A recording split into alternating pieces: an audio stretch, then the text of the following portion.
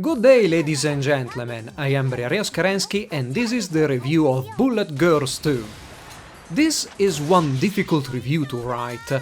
The temptation of just pointing you to the review of the first game or copying the text wholesale is strong.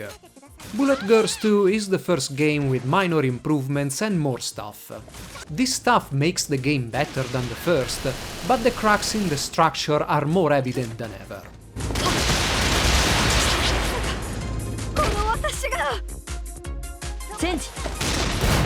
Bullet Girls 2 is still a third-person shooter where the girl of your choice goes against other girls and an assortment of vehicles, from World War II tanks to Apache helicopters.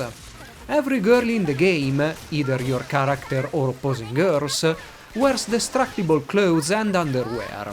Clothes act as armor and underwear can be customized with a number of special effects based on the available slot on that particular piece of lingerie. Some outfits bestow special abilities, like the army uniform extra health, or feature headwear to protect from one headshot. New to this game are helmets that safeguard characters from multiple headshots.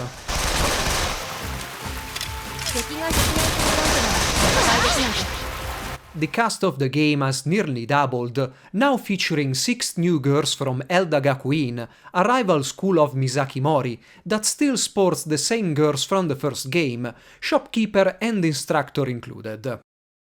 Now that the game has so many characters, developers choose to give each one a favorite weapon class. Submachine guns for Chiharu, bazookas for Kazumi and Remi, heavy machine guns for Miyu, and so on. All girls start off with their own custom gun that will be made available to others as you clear missions. Bullet Girls 2 adds sub and heavy machine guns to the girls' arsenal and attempts to strike a better balance in existing classes. The roll and auto-lock maneuver of the first game can be performed with all guns, and now only the first salvo from automatic weapons is locked onto the target. Bazookas give the impression to do more damage to armored vehicles, and some missions force close encounters where small automatic weapons should be more proficient. This is nice in theory, but mission structure heavily favors sniper rifles, assault rifles, and heavy machine guns. In fact, I would say that sniper rifles are good for every kind of situation, as they pack a lot of punch, can be fired at either long or short range, have the same knockback effect of shotguns, and some models automatically lock on a target's center when using the scope. Explosives still find their usefulness in destroying clothes, and in Bullet Girls 2 outfits and underwear are unlocked by stripping enemies bare. Weapon balance is still far from perfect, with pistols and the new submachine guns failing in being as flexible as rifles in any occasions.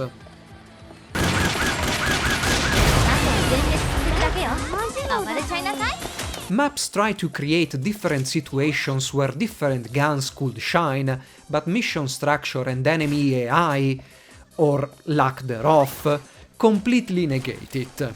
The new maps are more varied and show that developers learned something from the first game, but often going around them is confusing, a fact compounded by the many invisible barriers that move around as missions progress to funnel players into designated areas. Enemies still have the same acumen of the first game, meaning that you can easily pick them out one by one as their only triggers are entering their guard range or be fired upon. Some enemies and most vehicles follow a predetermined path, leaving plenty of time to line up shots or enter their blind spots. Tanks in particular will stop firing when behind them, and when there are 2 at the same time, it's easy to bait them into friendly fire.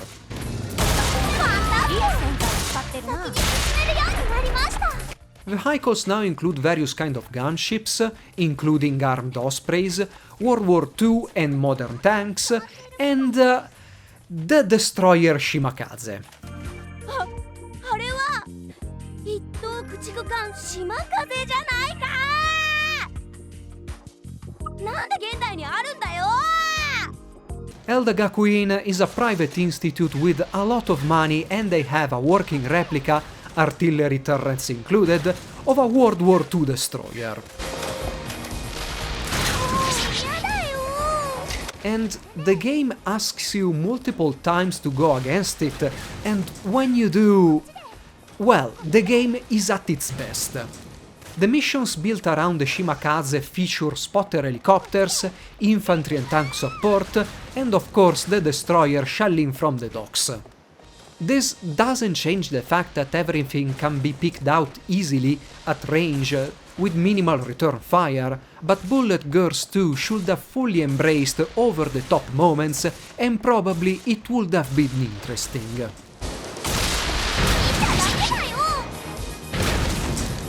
It's not that Bullet Girls 2 doesn't try to keep things interesting, but it's not refined enough to. There is no real difference whether you are engaged in an assault, defense, stealth or punt-stripping mission, and the only thing to keep you going is the hope that the game will throw something crazy in the mix. And sometimes it happens, like in the extra chapters, but again those succumb to easily exploitable mechanics. Despite variety in their tasks, missions have an incredibly rigid structure. If the task is to defend a tank, it won't stop until it reaches its next trigger, and if you happen to be in its path, it's game over.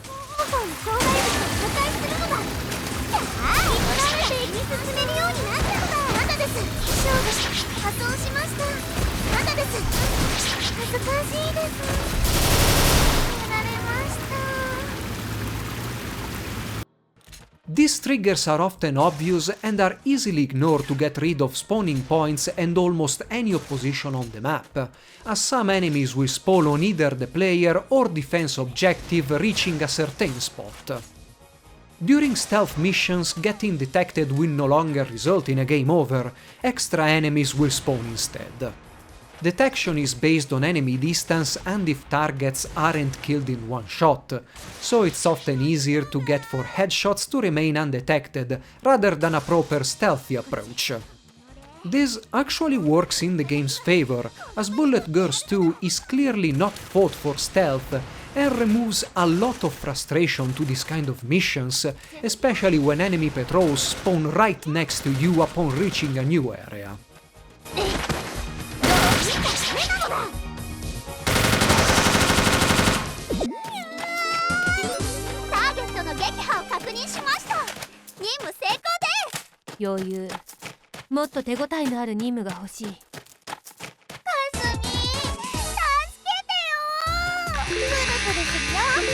Completing a chapter will let you interrogate the local boss.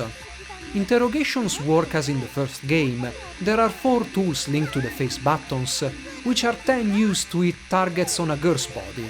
Targets can be good, bad or both, and different tools reward more points depending on the target hit. Bullet Girls 2 triples on interrogation methods, introducing double and reverse interrogations. Double interrogations are exactly what they sound like, 2 girls at once.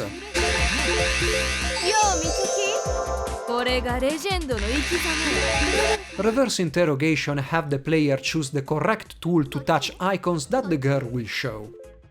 Of the 3, reverse interrogations are the less interesting because their rhythm is quite slow, although they are a nice variation on the subject.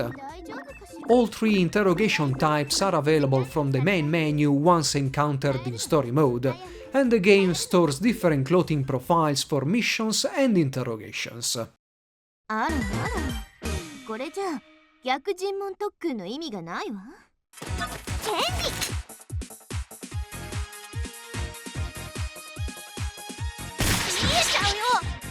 Controls work well and are the same of the first game. Shoulder buttons handle the selected gun, face buttons are used to reload, switch weapons, evasive and contextual actions. Analog sticks are for movement and camera control, the front touchscreen to interact with girls in menus.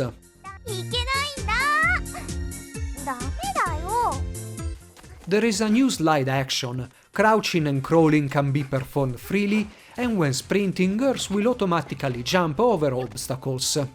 Contextual actions like climbing or kicking crates open still have a very small active area and require characters to be stationary, or they will sidestep or roll, depending on the input direction. Overall controls are good enough, although hit detection is a bit off, especially at very long or short ranges. It's possible to cut in half reloading times. During the reload animation, take a look at the bullet count next to the sight. It will turn green around halfway the animation. Perform an action, like a roll, a short dash, or change the weapon, and the reload will be completed. Automatic guns tend to have quick reload times on their own, and when coupled with this quick reload and their high damage output, they outshine every other category. In the end, my ideal loadout was a sniper rifle for general use, an assault rifle to deal with an armored target, and a bazooka to destroy clothes. And this also made some girls preferred over others, as some force you into small caliber weapons for their favorite class.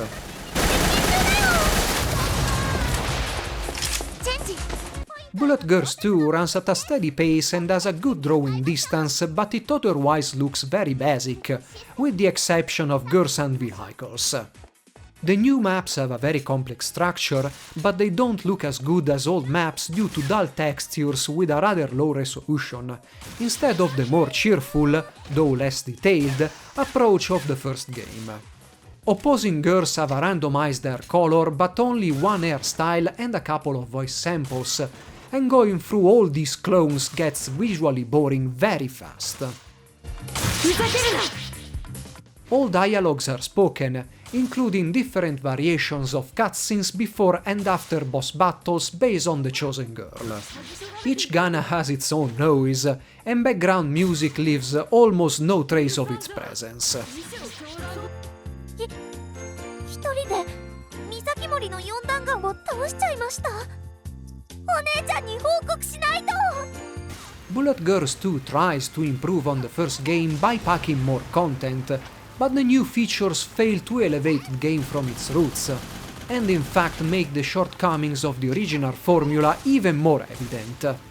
I actually enjoyed when the game fully embraced its over-the-top nature, but in the end Bullet Girls 2 fails to deliver an interesting experience.